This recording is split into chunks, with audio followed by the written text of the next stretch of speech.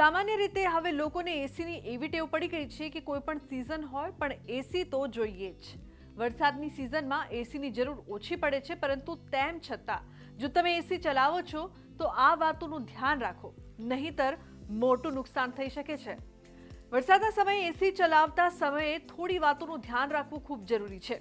જો હળવો વરસાદ થઈ રહ્યો છે તો તેવામાં તમે નોર્મલ ટેમ્પરેચર પર એસી ચલાવી શકો છો, તેનાથી તમને પર્યાપ્ત કુલિંગ મળી રહેશે। જો કે જો વરસાદ ખૂબ જ વધારે છે તો તમારે એસી થોડી વાર બંધ કરી દેવું જોઈએ, કારણ કે એવામાં એસીની અંદર પાણી જઈ શકે છે, જેનાથી વાયરિંગમાં તકલીફ આવી શકે છે અને એસી ખરાબ પણ થઈ શકે છે। વરસાદની સિઝનમાં વીજળી પણ વચ્ચે વચ્ચે જતી રહે છે, જેનાથી એસી એકદમ બંધ થઈ જાય છે। તેનાથી એસી પર નેગેટિવ પ્રભાવ પડી શકે છે। જો તમને લાગી રહ્યું છે કે વરસાદની સિઝનમાં એસીમાં કોઈ તકલીફ આવી રહી છે તો ટેકનિશિયનને બોલાવીને તેને જરૂરથી ચેક કરાવો, નહીંતર તેનાથી મોટું નુકસાન થઈ શકે છે। વર્ષા ઋતુનું આગમન થઈ ચૂક્યું છે અને વરસાદની શરૂઆત પણ થઈ ચૂકી છે। આ સાથે જ આપણે જોઈએ તો ભેજનું પ્રમાણ ખૂબ જ વધી રહ્યું છે। 70થી 80% જેટલું ભેજનું પ્રમાણ વધી જાય છે અત્યારે ઘરમાં। એટલે જ્યારે ડાયાબિટીસવાળા દર્દી છે, દમના જે દર્દી છે અને બ્લડ પ્રેશરવાળા જે દર્દી છે એ લોકોને ઘણી તકલીફનો સામનો કરવો પડતો હોય છે।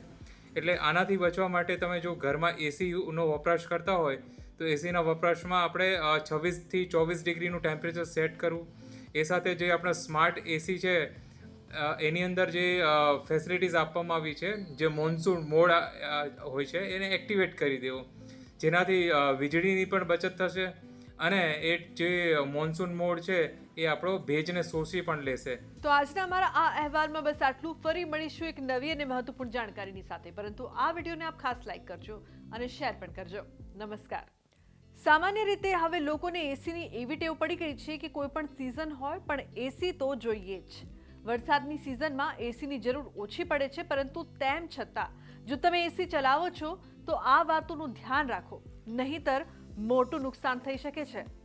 વરસાદના સમયે એસી ચલાવતા સમયે થોડી વાતોનું ધ્યાન રાખવું ખૂબ જરૂરી છે। જો હળવો વરસાદ થઈ રહ્યો છે તો તેવામાં તમે નોર્મલ ટેમ્પરેચર પર એસી ચલાવી શકો છો, તેનાથી તમને પર્યાપ્ત કુલિંગ મળી રહેશે। જો કે જો વરસાદ ખૂબ જ વધારે છે તો તમારે એસી થોડી વાર બંધ કરી દેવું જોઈએ, કારણ કે એવામાં એસીની અંદર પાણી જઈ શકે છે, જેનાથી વાયરિંગમાં તકલીફ આવી શકે છે અને એસી ખરાબ પણ થઈ શકે છે। વરસાદની સિઝનમાં વીજળી પણ વચ્ચે વચ્ચે જતી રહે છે, જેનાથી એસી એકદમ બંધ થઈ જાય છે। તેનાથી એસી પર નેગેટિવ પ્રભાવ પડી શકે છે। જો તમને લાગી રહ્યું છે કે વરસાદની સિઝનમાં એસીમાં કોઈ તકલીફ આવી રહી છે તો ટેકનિશિયનને બોલાવીને તેને જરૂરથી ચેક કરાવો, નહીંતર તેનાથી મોટું નુકસાન થઈ શકે છે। વર્ષા ઋતુનું આગમન થઈ ચૂક્યું છે અને વરસાદની શરૂઆત પણ થઈ ચૂકી છે। આ સાથે જ આપણે જોઈએ તો ભેજનું પ્રમાણ ખૂબ જ વધી રહ્યું છે। 70થી 80% જેટલું ભેજનું પ્રમાણ વધી જાય છે અત્યારે ઘરમાં। એટલે જ્યારે ડાયાબિટીસવાળા દર્દી છે, દમના જે દર્દી છે અને બ્લડ પ્રેશરવાળા જે દર્દી છે એ લોકોને ઘણી તકલીફનો સામનો કરવો પડતો હોય છે।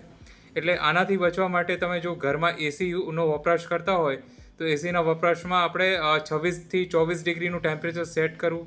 એ સાથે જે આપણા સ્માર્ટ એસી છે એની અંદર જે ફેસિલિટીઝ આપવામાં આવી છે, જે મોન્સૂન મોડ હોય છે એને એક્ટિવેટ કરી દેવો, જેનાથી વીજળીની પણ બચત થશે અને એ જે મોન્સૂન મોડ છે એ આપણો ભેજને શોષી પણ લેશે। તો આજના અમારા આ અહેવાલમાં બસ આટલું। ફરી મળીશું એક નવી અને મહત્વપૂર્ણ જાણકારીની સાથે, પરંતુ આ વિડીયોને આપ ખાસ લાઈક કરજો અને શેર પણ કરજો।